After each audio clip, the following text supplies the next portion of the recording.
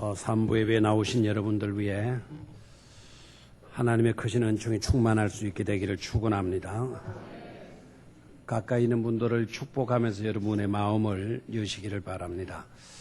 사랑합니다. 존경합니다. 축복합니다. 인사 나누십시오.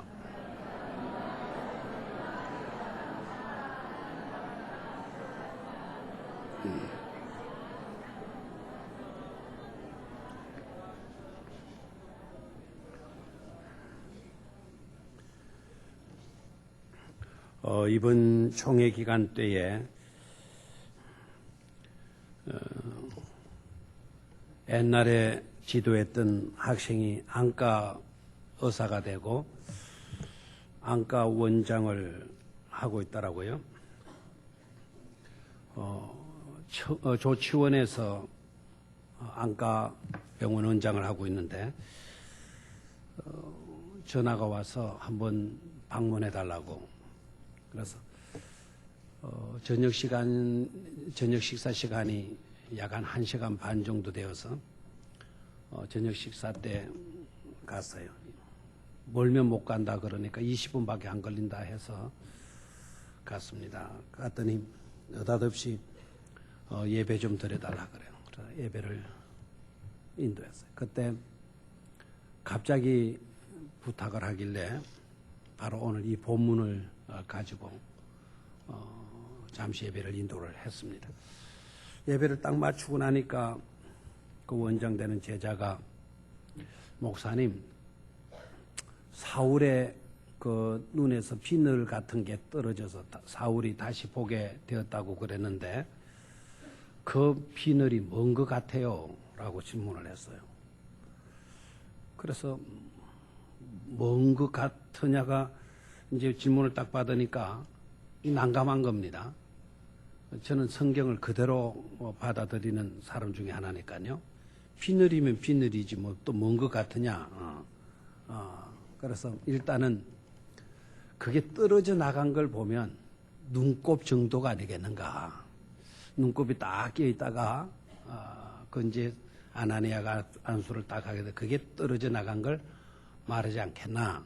그랬더니 그 친구가 싱긋이 웃으면서 굳이 안수 때까지 갈 필요가 뭐가 있냐 이거지. 그게 끼었으면 손으로 이렇게 문대 떼면 되는 거고 그래도 안 떨어지면 세수하면 떨어질 것 아닙니까. 그래서 제가 되물었어요.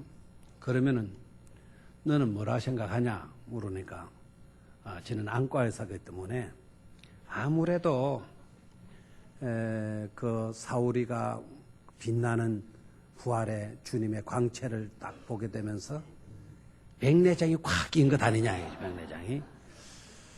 그래서 저는 이제 흐리게 안 보인다 그런 어르신들 보면 그 백내장을 싹 긁어내준대요. 그 긁어내주면, 막 그냥 할아버지 할머니들이 그렇게 좋아한대요. 와, 세상 살 것 같다고. 세상이 이렇게 환하냐고. 그럴 때마다 자기는 사울의 눈에 끼었던 것이 아무래도 백내장이 끼었던 것 같다. 그런 이야기를 했습니다. 서로 웃고 있었는데요. 아무튼 그게 백내장인지 아니면 눈곱인지 그런 것이 우리 눈에도 떨어져 나가고 다시 환하게 보게 되는 저와 여러분들이 될 수 있기를 축원합니다. 다시 보게 된지라 그랬는데 사울이 다시 보게 된 것 우리 생각할 수 있겠죠, 그죠? 그런데 오늘 다시 본문 속으로 들어가 보면 사울만 다시 보게 된 것이 아니더라는 거죠. 아나니아도 다시 보게 되었고요. 그리고 그렇다면 오늘 저와 여러분들도 다시 보게 되는 역사가 일어나야 될 줄로 믿습니다. 첫 번째로 다시 보게 된지라 무엇을 다시 보게 되었나? 무엇을 다시 보게 되었나? 첫 번째는요. 달라질 수 있는 가능성을 다시 보게 된 겁니다. 한번 따라 하십시오. 달라질 수 있는 가능성을 다시 보게 된지라. 첫 번째는 뭐라고요? 우리 모두는 다 누구이든지 간에 달라질 수 있는 가능성이 있을까요? 없을까요? 있다. 그걸 다시 보게 된지라. 그걸 우리가 다시 한번 볼 수 있어야 되는 것입니다. 우리가 본다라고 했을 때 본다라는 것에는 치명적인 그런 약점을 가지고 있어요. 내가 보니까 다 보는 것으로 생각하지만 근데 보는 것이 문제가 참 많습니다. 대다수의 경우에 보게 되면 우리가 보지만 이타적인 관점에서 보지를 못하고 이기적인 관점에서 보는 약점이 있어요. 그리고 객관적인 관점에서 보지 못하고 주관적으로 볼 때가 많아요. 거기까지는 괜찮은데요.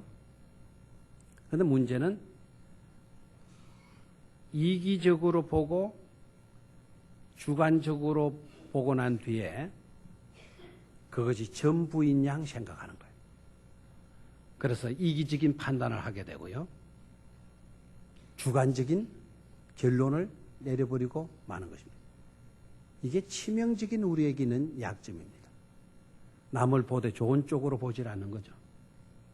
내 좋을 대로 보는 거예요. 내 좋을 대로, 내 감정대로. 여러 사람이 객관적으로 공통적으로 보는 것이 아니고 내 입장에서 내 주관이 살아서 주관적으로 보는 거예요. 그러니까 내 생각에 맞고 내 경험에 맞고 내 상식에 맞으면 옳다 그렇게 이야기를 하고 다 옳은 이야기를 하더라도 내가 아는 상식에서 벗어났다면 그것은 틀린 것이다. 이렇게 결론을 내리는 약점을 우리가 갖고 있습니다. 이 치명적인 약점이에요. 가령 예를 들어서 보면 아들과 딸을 가진 어머니가 있었는데 그 아들, 딸들이 결혼을 해서 미국으로 이민을 가서 살아요. 하나는 딸은 LA에 살고 아들은 샌프란시스코에 살고 있는데 그 아들, 딸들이 미국에서 생활하는 정도가 괜찮았던 모양에 어머니를 초청을 해서 어머니가 모처럼 미국으로 갔습니다. LA 살고 있는 딸 집부터 가서 그 딸을 만나고 그 사위와 더불어서 밤늦게까지 정겨운 이야기들을 나누고 그건 할 이야기들이 오죽 많았겠어요? 밤늦게까지 이야기들 나누고 다 잠자리에 들었는데 이 어머니는 시차 때문에 그랬는지 잠이 오지를 않는 거예요. 그래서 방 안에 들어가서 뒤죽뒤죽 하다가 아침 동력이 밝아오는 걸 알고는 거실에 나가봤어요. 거실에 나가봤더니 이게 웬일입니까? 사위가 일어나서 밥을 하고 있는 거예요. 그리고 밥을 짓더니 또 토스트를 구워가지고는 그걸 싸가지고 도시락 삶아가지고 있는 거예요. 그리고 그 사위가 그 토스트를 쥐고 출근을 하는 거예요. 이 어머니의 마음이 굉장히 흡족했어요. 왜냐하면 내 딸아이 시집 잘 보냈구나. 신랑이 뭡니까 사위가 그럴 수 없이 대견스러워 보이는 거예요. 내 딸 이거 결혼하고 데리고 가더니 내 딸 고생 안 시키려고 지가 새벽에 일어나서 밥 다 해먹고 지가 새벽에 일어나서 지 도시락 챙겨가지고 출근하는 사이가 그럴 수 없이 좋은 거예요. 참 내가 딸 하나 잘 키워서 좋은 데 시집 보냈구나. 만족한 거예요. 몇 일 뒤에 샌프란시스코에 있는 아들 집에 갔어요.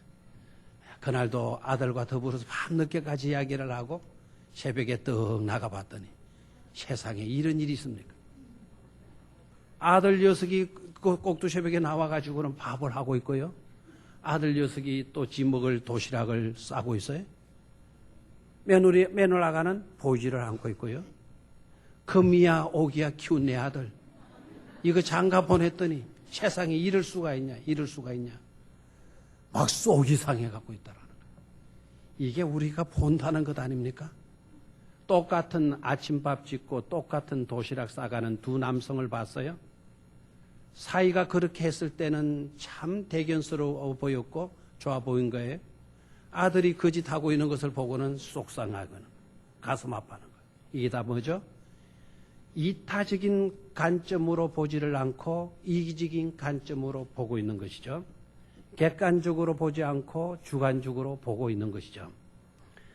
뭐 그런 일들만 그러겠어요? 우리가 차를 몰고 주행을 하다 보면 신호대에 걸리지 않아요? 그러면 그 횡단보도에 사람이 건너가게 될 겁니다. 내가 운전자로 있을 때는 뭐라 그러나요?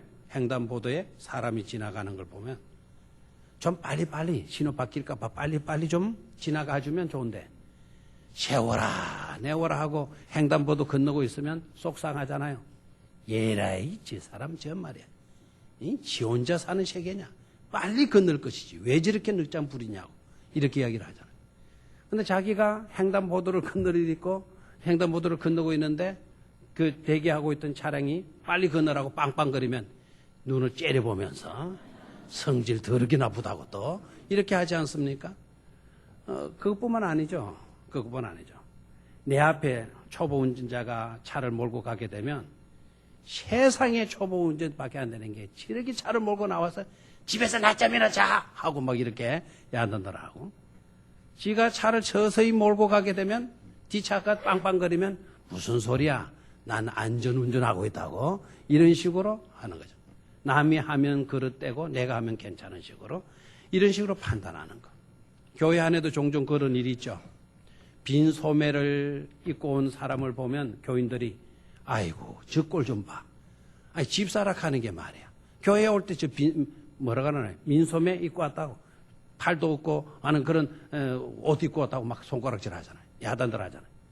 지가 떡 입고 와서는 무슨 소리를 하냐면은 나 시원해 보이지 이런 식으로 이야기를 하는 거예요.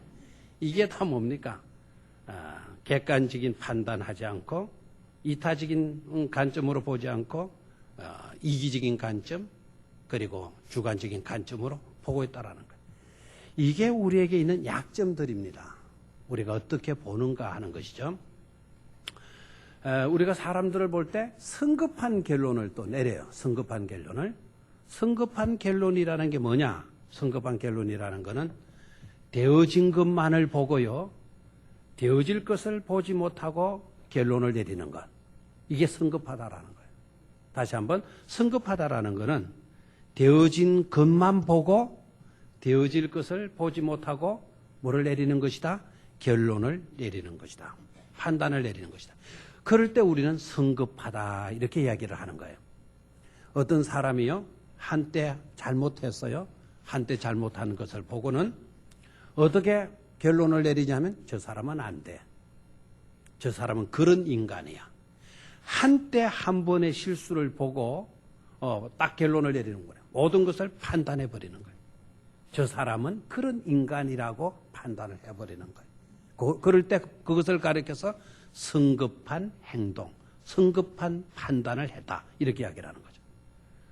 그 사람에게 앞으로 되어질 그 사람, 변화될 그 사람을 기대하지 못하는 거예요.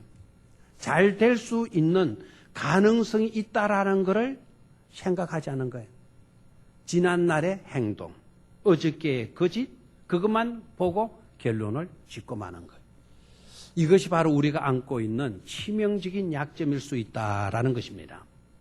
오늘 본문 속으로 들어가서 보면 사도 바울이 사울이 어떤 일을 하고 있는가 하니까 아나니아의 안수를 받고 난 뒤에 그의 눈에서 비늘이 떨어져 나가고 난 뒤에 그가 다시 보게 되어졌을 뿐만 아니라 성령이 충만하게 되어져요. 성령이 충만하게 되어지면서 예수 그리스도를 증언하고 다니는 거예요. 예수님을 전하는 거예요. 복음을 전하는 일을 하게 된 거죠. 자, 이렇게 되어지니까 유대인들이 난리가 났어요. 그리고 기독교 교인들 중에서도 난리가 난 거예요. 왜 그러냐? 사울은 핍박자이거든요. 사울은 박해자이거든요. 예수 믿는 사람들을 그렇게 싫어했어. 예수 믿는 사람들을 잡아들이라. 그 일을 누가 할 것이냐라고 이렇게 물었을 때 남들은 가만히 있는데 사울이가 내가 잡아오겠습니다. 자원에서 덤벼들었던 사람이 바로 사울입니다. 그런 사울이가 오늘 보니까 뭐 하고 있나요? 예수 그리스도를 전하고 있는 거예요. 그래서 유대인들이 난리가 난 거예요. 아니, 우리를 위해서 그렇게 열정적으로 일하던 그 사울이라는 놈이 어떻게 된 거냐. 동네들마다 다니면서 예수를 전하고 있다라는 이게 어떻게 된 거냐. 이렇게 나왔죠. 반대로 기독교인들의 입장에서 보면 어저께까지 핍박자가 오늘 예수를 전하는 거예요. 예수를 믿는 사람을 잡으러 이곳까지 온 사람이 갑자기 변화되어 가지고는 예수를 전하는 거예요. 이게 진짜일까 가짜일까 이거예요. 예수 믿는 사람 골라내기 위해서 그렇게 거짓으로 그렇게 위정하면서 이렇게 가장된 그런 행동을 하고 있는 것이 아닌가. 기독교인들은 기독교인들 가운데 그런 갈등을 갖게 되는 것이죠. 그런데 사울이가 어떻게 그렇게 될 수 있었느냐는 거죠. 자, 오늘 읽지를 안 했습니다만은 1절과 2절, 9장 1절과 2절을 다시 한번 보도록 해요. 1절과 2절. 찾았습니까? 예, 시작. 사울이 주의 제자들에 대하여 여전히 위협과 살기가 등등하여 대제사장에 가서 뭐가 등등했다 그랬나요? 위협과 살기가 등등한 거예요. 대제사장이 왜 가느냐면 2절 시작. 다메섹 여러 회당에 가져갈 공문을 청하니 이는 만일 그 도를 따르는 사람을 만나면 남녀를 막론하고 결박하여 예루살렘으로 말을 하렵니다. 잡아오려 합니다. 그래서요. 그러니까 대제사장 공문을 받으러 간 거예요. 허락서를 받으러 간 거예요. 예수 믿는 사람 누구이든지 간에 잡아서 묶어서 끌고 오도 좋다라고 하는 그런 허락서를 받으러 간 사람이에요. 어저께까지만 해도 사울이 그랬습니다. 그런 사울이 오늘 어떻게 예수를 전하는 복음 전도자가 되어져 있느냐는 거죠. 그것이 갖는 의미가 뭐라는 것이죠. 그것이 갖는 의미가 뭐냐는 거죠. 그것은 곧 누구이든지 간에 주님의 손끝이 닿기만 하면, 누구이든지 간에 주님을 만나게 되어지면, 누구이든지 간에 주님의 은혜를 잊게 되게 되면 달라질 수 있다. 변화될 가능성이 있다라는 것을 우리에게 보여주고 있는 줄로 믿습니다. 사실 성경 전체의 주제가 바로 뭘까요? 성경 전체의 주제, 창세기에서 요한계시록까지의 변하지 않고 드러나고 있는 일관된 주제는 바로 뭘까요? 복음은 누구이든지 간에 우리를 새롭게 할 수 있다라고 하는 주제이죠. 그렇죠? 예수 그리스도를 만나게 되면 누구이든지 간에 거듭날 수 있다, 변화될 수 있다, 달라질 수 있다, 새롭게 될 수 있다라고 하는 것 아닙니까? 그러나 우리는 봐야 돼요. 다시 보게 된지라. 사울과 같은 핍박자도 복음 전도자가 될 수 있다. 다시 볼 수 있어야 돼요. 요나와 같은 사람이라고 한다면 절대로 안 되죠. 요나와 같은 사람이 있다고 하면 절대로 안 되잖아요. 그러나 복음을 제대로 접하기만 하면 누구이든지 간에 거듭날 수 있고 달라질 수 있고 변화될 수 있다. 변화될 가능성이 있다라는 것을 우리는 다시 볼 수 있어야 될 줄로 믿습니다. 이 은혜를 체험했던 사도 바울이 은혜 있고 난 뒤에 고린도 교회를 향하여서 편지할 때 어떤 내용으로 편지했습니까? 그런즉 누구이든지 간에 그리스도 안에 있으면 새로운 피조물이라. 달라질 수 있다. 이전 것은 지나갔으니 보라 어떤 자가 되었다? 새 것이 되었도다. 자신의 간증 아닙니까? 나 같은 핍박자도, 나 같은 포행자도, 나 같은 죄인의 개수라 하더라도 주님의 손끝이 내게 닿게 되니까 복음 전도자로 주를 위해서 순교까지 할 수 있는 그런 자가 되어질 수 있었다고 하는 그런 고백과 간증을 하게 되어진 줄로 믿습니다. 다시 보게 된지라 달라질 수 있는 가능성이 누구에게나 있다라는 믿음을 가질 수 있기를 축원합니다. 두 번째로 다시 보게 된지라. 두 번째 내용은 무엇이 통로인가를 다시 보게 된지라. 한번 따라 하십시오. 무엇이 통로인가를 다시 보게 된지라. 두 번째 우리가 이 사건에서 다시 봐야 될 요소가 바로 뭔가 하니까 사울의 변화에 있어서 사울이 복음 전도자가 될 수 있게 된 것에 대한 과정이 어떠했느냐. 사울이 복음 전도자가 되는 통로가 무엇이었나 라는 것을 우리는 또 볼 수 있어야 되겠어요. 여러분 사울의 변화가 언제부터였을 것 같아요? 사울의 변화가 언제부터 일어났을 것 같습니까? 이렇게 질문하면은요, 대다수 사람들이 성경을 좀 깊이 본 사람들이겠죠. 서대반의 순교를 목격하게 된 데부터 사울이 변화되기 시작했을 거다.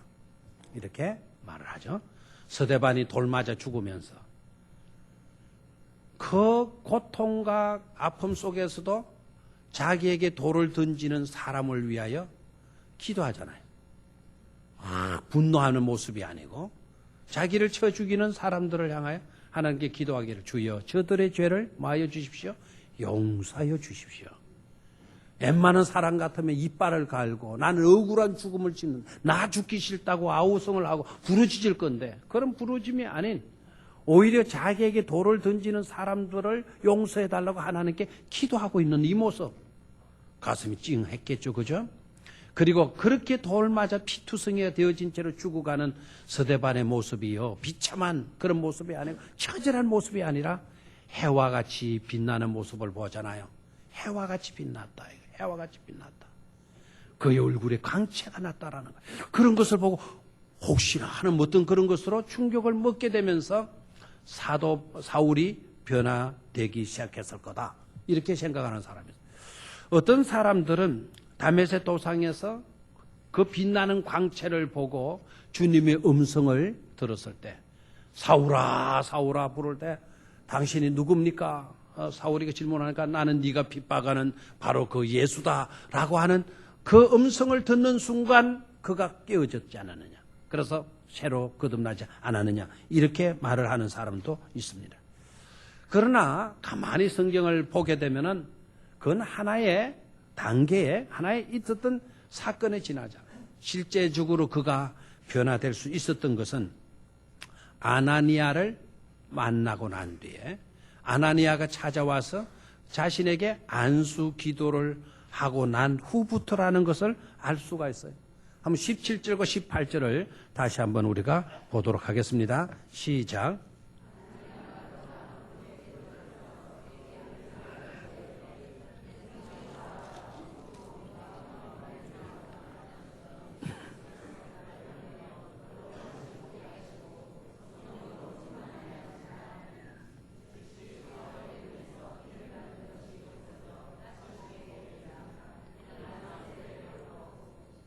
다시 보게 된지라. 그리고 뭐 했다 그랬어요? 그가 일어나서 뭐를 받고? 세례를 받고, 물과 피로서 세례를 받고 사도 사울이 거듭나게 될 수가 있었던 것이죠. 제가 이것을 강조하는 이유가 어디 있느냐는 거죠. 우리가 다시 봐야 될 요소가 뭐냐는 거죠. 대개 사람들은 생각하기를 우리가 어떻게 변화될 수 있느냐, 어떤 놀라운 사건이 있거나 엄청난 이적이 주어지게 되면 우리는 달라질 수가 있다. 그러니까 그 어떤 누군가가 달라지려고 하면 엄청난 이적이 있어야 돼. 놀라운 어떤 사건이 일어나게 되면 그 사람이 달라질 수 있을 거다. 사울 같은 핍박자, 사울 같은 박해자가 거듭나서 새 사람 되어지려고 하면 웬만한 것 가지고는 안 될 거다. 엄청난 중요한 사건이 있어야만이 가능할 것이다. 이렇게 생각들을 해요. 그렇게 여기는 경우가 많아요. 그와 같은 여김에서 우리는 다시 볼 수 있어야 된다는 거예요. 다시 볼 수 있어야 된다. 우리가 다시 보아야 되는 것은 바로 뭐냐면, 과연 무엇이 통로가 되어졌나 하는 것입니다. 무엇이 통로가 되어졌나.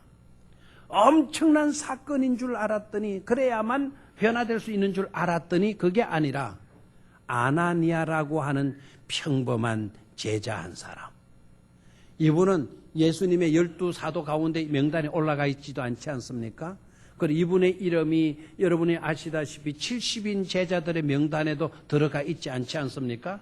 7 지도자들의 명단에도 이 아나니아라고 하는 이름은 들어가 있지 않지 않습니까? 너무나 평범한 제자예요. 이 사건이 있기 이전까지는 그는 무명의 아나니아에 지나지 않았습니다. 사울이 변화해서 바울이 될 수 있었는데 엄청난 누군가 중요한 인물이나 어떤 큰 이적의 사건이 있어야만이 변화되는 줄 알았더니 그게 아니라 평범한 이때까지 무명의 사람에 지나지 아니했던 제자 아나니아를 통하여서 비롯되어졌다라는 것을 우리는 깨달아야 된다 이 말입니다. 물론 하나님께서 역사하시면 그 어떤 것들도 다 방법이 될 수가 있어요. 이적을 통하시든 사건을 통하시든 하나님이 역사하시면 그렇게 될 수가 있는 것이죠.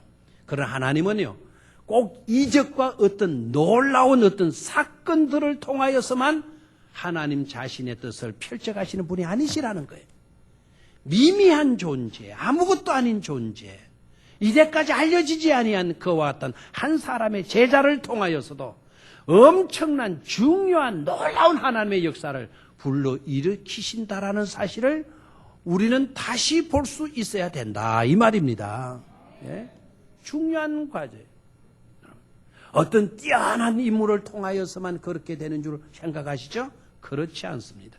미미한 존재, 아니면 저와 여러분들도 하나님의 놀라운 축복의 통로가 되어질 수 있다라는 사실을 우리는 오늘 깨닫기를 주의 이름으로 축원합니다. 여러분, D.L. 무디 하게 되면 여러분 놀라운 하나님의 복음 전도자라 알고 있잖아요. 수많은 영혼들을 주께로 인도한 사람이 대부흥의 역사를 일으켰던 목사님이시죠. D.L. 무디 목사님. D.L. 무디만 보면 안 돼요. D.L. 무디를 낳게 했던 그 과정, 그 통로가 무엇인가? 다른 것을 우리는 볼 수 있어야 돼요. 영국의 한 교회에 떠나가네 한 소년아이가 아주 아기에 가득 찬 모습으로 흐름한 옷을 입고 남는 옷을 입고 교회당에 마당을 얼쩡거렸어요. 지나가는 성도님들이 보고 전부 다 고개를 쳐다보고는 째려보고 저놈이 왜 이 교회당에 왔어? 저런 놈이 어떻게 교회에 와? 전부 다 경계를 하고 그 아이를 무시해버렸어요. 아무도. 오히려 누군가를 불러서 저 아이를 끌어내라고 그런 마음으로 그 아이를 다 봤어요. 그 아이가 교회당을 쩡거리고 있었는데 그 교회 안에 주일학교 교사 파라라고 하는 주일학교 교사가 있었는데 이 교사가 그 아기에 가득 찬 아이에게 접근했어요. 왜 왔니? 무슨 일이 있니? 누구 찾니? 무슨 볼 일이 있니? 기도하러 왔니? 막 질문해요. 근데 이 아이가 대답을 안 해요. 째려보고 아주 막 불만에 가득 금방이라도 사고를 칠 것 같아요. 그래서 이 파라란 성생도 약간 경계심을 가지고 혹시 무슨 볼 일이 있으면 언제라도 이야기를 해도 좋다. 내일도 네가 나올 수 있는 시간이 있다면 내일도 나오렴. 내가 너에게 먹을 것을 사줄게. 맛있는 거 사줄게. 그랬더니 이들은 이 아이가 와 있는 거예요. 이 파라 선생님이 약속대로 먹을 것을 사줘서. 그리고 옷이 너무 남나니까 이 파라 선생님이 옷도 하나 사주었어요. 그 옷을 입혀주는 순간에 이 아이가 말을 하기 시작하는 거예요. 고맙다고. 그리고 이제 선생님과 이야기를 하게 되는데 자기 아버지가 알코올 중독자가 되어져가지고 날이면 날마다 술 사오라고, 술 갖다 오라고. 그래서 술 갖다 주면은 술 마시고는 또 술 취해가지고는 때리고 또 술 깨어나게만 그냥 또 자기를 구박하고 학대하고 그런 꼴을 못 본다고 자기 엄마는 도망을 가버리고 그래서 아버지의 그 알코올 중독자인데 이 아이가 시달려 자란 거예요. 그냥 불만과 악의밖에 더 있을 수 있겠어요? 그러다가 혹시나 교회 가면 누가 알아주겠나? 혹시 교회 가면 이 아이가 먹을 것을 사주는 사람이 있을까? 해서 왔는데 때마침 누가요? 파라 선생님이 그렇게 해준 거예요. 이 아이에게 성경 공부를 가르치고요. 이 아이를 학교 다닐 수 있도록 길을 열어주고요. 그래 D.L. 무디가 결론부터 나와서 이게 너무 그런데 이 아이가 나중에 공부를 하고 신학교에서 목사님이 되셨어요. 그 목사님이 되셔서 수많은 사람들을 주께로 인도하는 훌륭한 목사님이 되셨어요. 그 목사님이 바로 누굴까요? 드와이트 D.L. 바로 무디 목사님이에요. 우리는 무디만 보면 안 된다는 거죠. 무디만 보면 여러분들은 무디인 사람이 돼버리고 말아요. 그럼 무디만 보지 말고 어떻게 무디가 무디 될 수 있었나? 그 통로와 과정을 볼 수 있어야 돼요. 그렇게 아기에 가득 찬 소년 아이가 세계적인 대부흥사가 될 수 있었던 그 일에 통로가 되어진 분은 파라라고 하는 주일학교 교사였다는 것이죠. 수많은 영혼이 주님께로 돌아올 수 있게 된 그 통로, 그렇게 되어진 통로가 바로 누가 되어줬나? 그 교회 목사님도 아니셨어요. 거기에 중직자들도 아니었어요. 한 주일학교 교사 파라라고 하는 선생님에 의해서 그 일이 이루어졌다 이 말입니다. 하나님은 하나님께 순종하는 한 사람을 통하여서도 대부흥의 역사를, 하나님의 뜻에 순복할 줄 아는 사람 한 사람을 통하여서도 하나님의 나라가 이 땅에 이루어지게 만들 수 있는 그런 하나님이심을 분명히 깨닫기를 축원합니다. 통로가 된 그 일을 우리는 다시 볼 수 있어야 될 줄로 믿습니다. 마지막 세 번째로 우리가 다시 보게 된지라, 뭐를 다시 보게 되나? 변화의 대상이 누구인가를 다시 볼 수 있어야 될 줄로 믿습니다. 다 같이 한번 따라 하십시오. 변화의 대상이 누구인가를 다시 보게 된지라. 여러분, 이 본문 사건에서 정말 변화되어야 할 사람이 누구이라고 생각을 하십니까? 우리가 이렇게 질문하면 해답은 너무나 자명하잖아요. 그렇죠? 누가 변화되어야 돼요? 사울이 변화되어야 할 대상이죠. 핍박하던 사람이 증거자로 변화되어야 돼요. 실제적으로 그런 변화가 일어났어요? 일어나지 않았어요? 일어났어요. 그래서 이 본문을 통하여서 우리가 딱 보게 되면은 누가 변화되었느냐? 누가 변화되었습니까? 누가 거듭났습니까? 라고 물으면 사울입니다. 사울이 변화해서 바울이 된 것입니다. 이렇게 대답을 해요. 틀린 말이 아닙니다. 맞는 대답입니다. 그러나 그것으로만 보고 끝나면 안 된다 이게. 다시 보게 된지라. 다시 우리는 이 본문 속으로 들어가서 보아야 할 것을 봐야 돼요. 변화의 대상이 누구였나는 거죠. 누구였느냐. 그 변화의 대상은 다른 분이 아닌 아나니아라고 하는 제자입니다. 누구라고요? 아나니아. 제발 알아주십시오. 아나니아. 알겠어요? 니아를 아느냐 말이에요. 아나니아. 아나니아를 알아야 돼요. 자, 하나님이요, 예수님이 기도 중에 있는 아나니아를 만나요. 환상 중에 만나요. 아나니아가 지금 뭐 하고 있어요? 기도 중에 실제적인 광경처럼 환상으로 나타나요. 예수님이 딱 나타나시더니 아나니아야 부르는 거예요. 아나니아가 기도 중에 주님이 나타나셔서 자기 이름을 불러주는, 얼마나 감사하겠어요. 주님, 제가 여기 있습니다. 아나니아야, 내가 너에게 시킬 일이 있다. 너 지금 일어나서 집 가라 하는 곳에 가라. 거기에 유다의 집에 머물고 있는 다소의 사람 사울을 네가 만나도록 해라.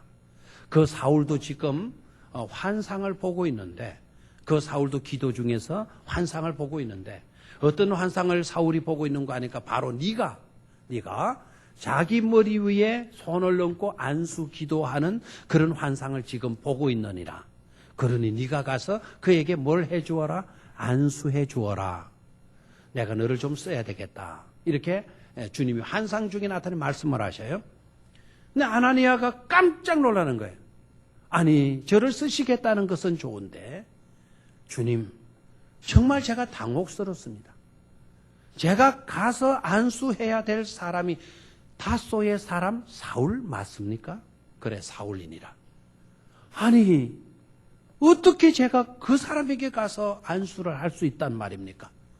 그 사람은 지금까지 우리를 괴롭혀오던 인물입니다.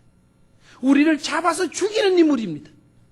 보는 쪽쪽 우리를 잡아서 끌고 가는 인물입니다. 우리 교회를 얼마나 해롭게 한 인물입니까? 그런 자에 가서 내가 안수를 하란 말입니까? 제가 그 일을 해야 된단 말입니까?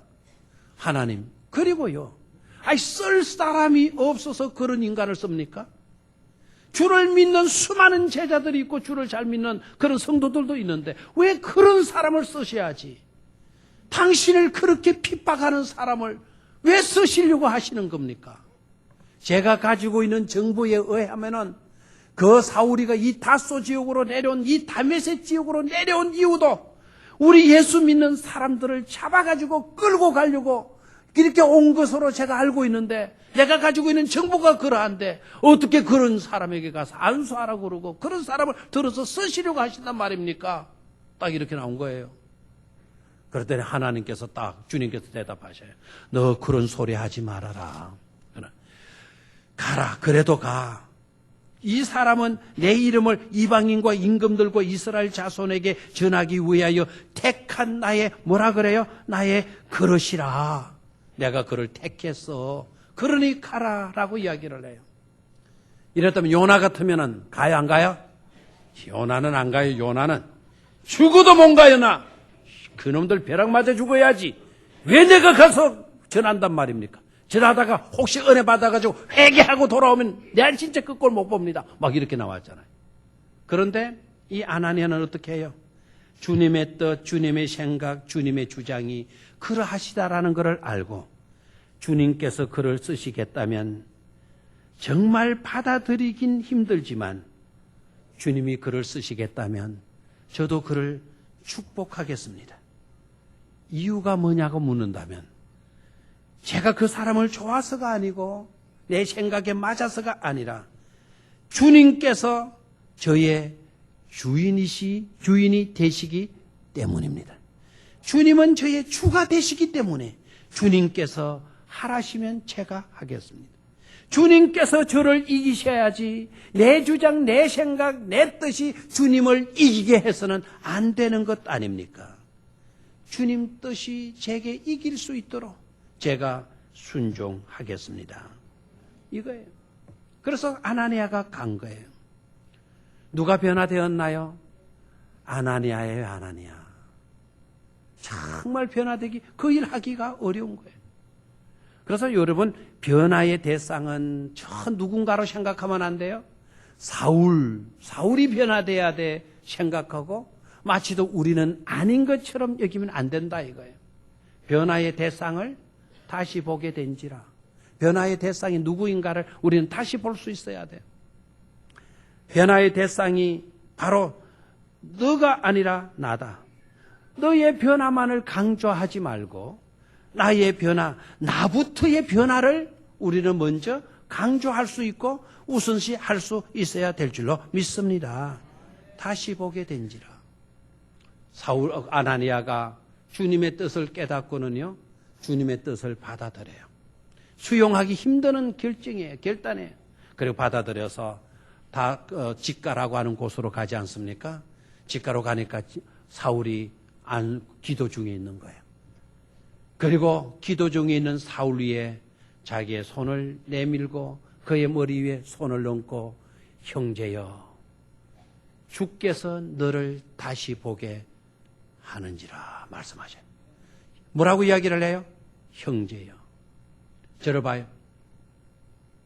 사울아 이렇게 말하지도 않았어요? 이 죽일 인간아 이렇게 말하지도 않았어요. 이 못돼 처먹은 놈아 이러지도 않았어요. 네 옛날 같으면 내 때려 죽일 놈인데 내가 주님께 내가 항복하고 내가 왔다. 막 이렇게 해도 할 수도 있는데 그 앞에 말들을 하나도 없고 바로 뭐라 이야기해요? 형제여. 자기의 뜻은 아니에요. 그러나 하나님이 쓰시겠다고 이야기하죠. 하나님이 쓰시겠다고 하는 그 사람을 나도 축복하는 거예요. 원수 같은 인간을 향하여 형제여 말해주는 아나니아로 변화되어져 있지 않습니까? 사랑하는 성도 여러분, 남들은 잘못되고 나는 잘 살아온 것처럼 느껴져도 변화의 대상은 잘못 살은 그 인간만 변화될 것이 아니라 나도 변화의 대상이라는 것을 깨달아야 돼요.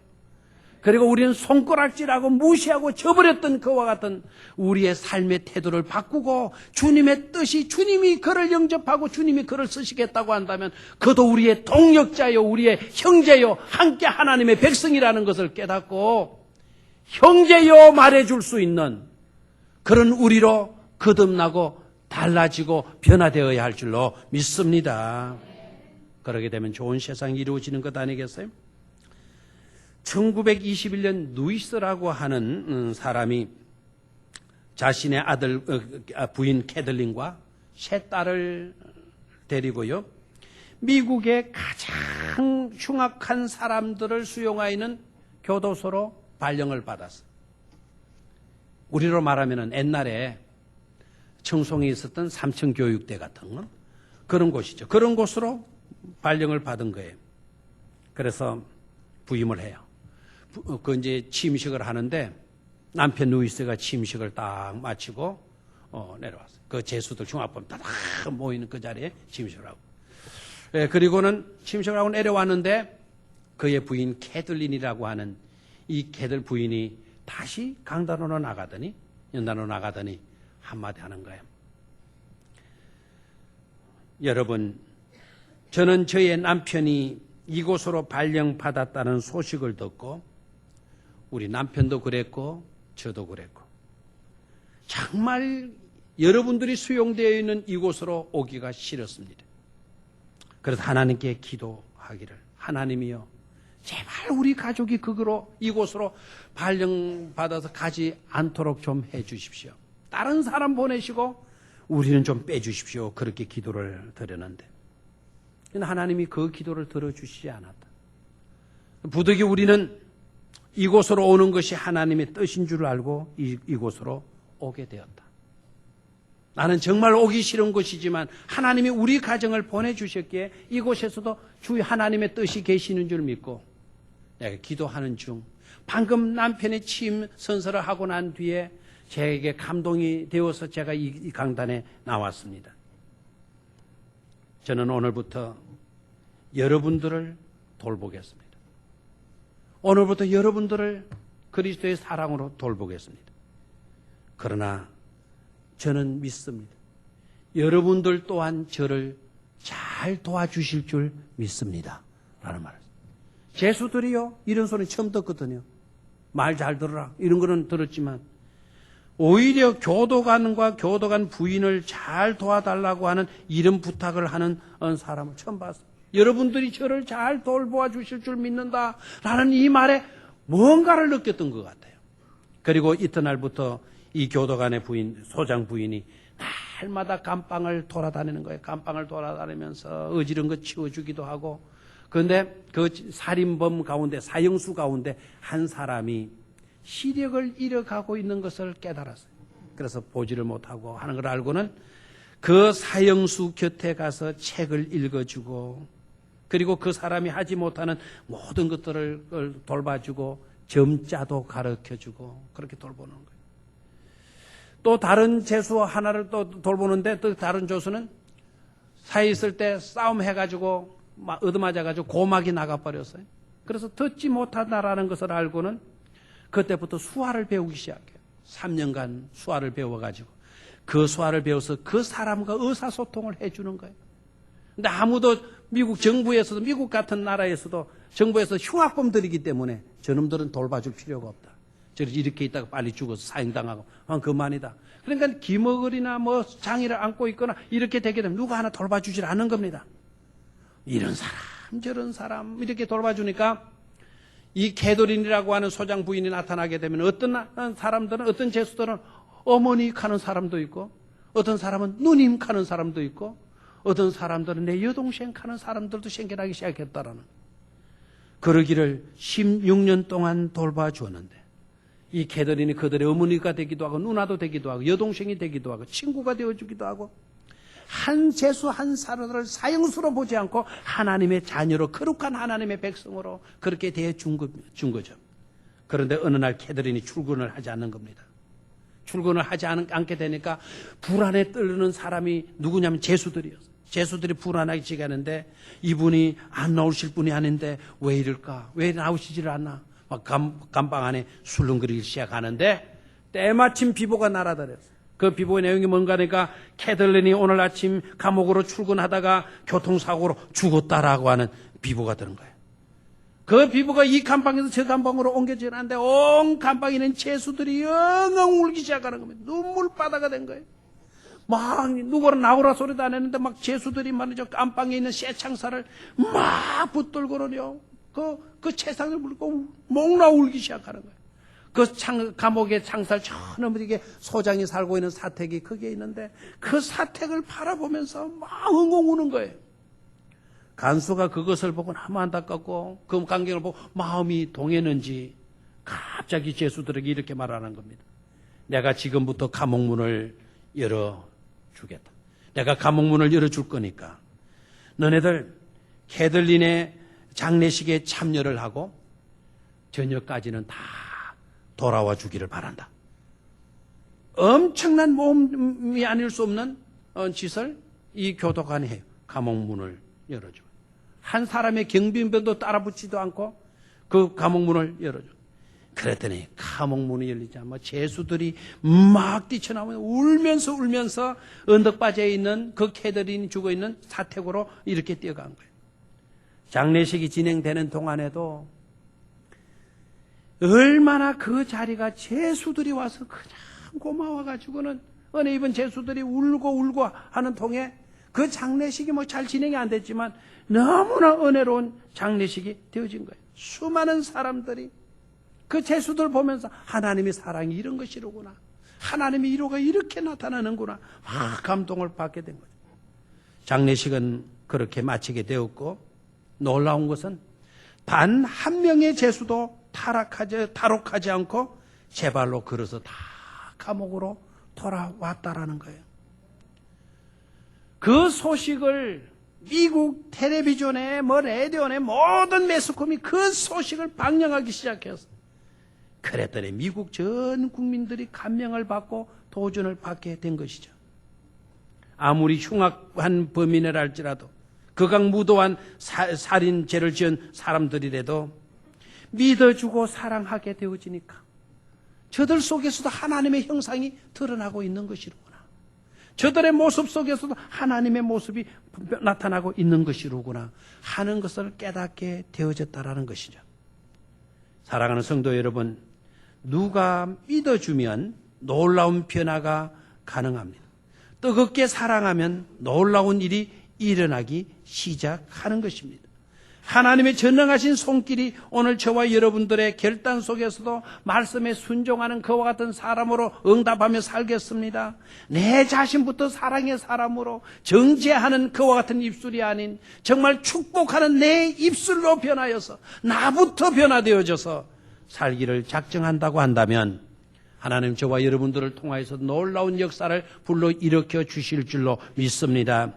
이곳 병영 사람들이 다 충격을 받게 되어지고, 병영 사람들이 우리 교회를 바라보면서 감격의 눈물을 흘릴 날이 반드시 오게 될 줄로 믿습니다. 한 사람의 순종, 한 사람의 변화가 놀라운 부흥과 놀라운 하나님의 나라를 확장하는 일에 크게 통로가 되어졌다고 한다면, 오늘 이 설교를 듣는 저와 여러분들이 그와 같은 사람들로 발견되고 그와 같은 사람들이 되어야만 될 줄로 믿습니다. 그렇게 되기를 주의 이름으로 축원합니다. 하나님 아버지, 다시 보게 된지라 우리가 다시 보아야 할 것이 무엇인가를 오늘 생각하게 하시니 감사합니다. 다시 보게 되는 주인공이 바로 우리들 되게 하여 주시옵소서. 주 예수 그리스도의 이름으로 기도드리옵나이다. 아멘.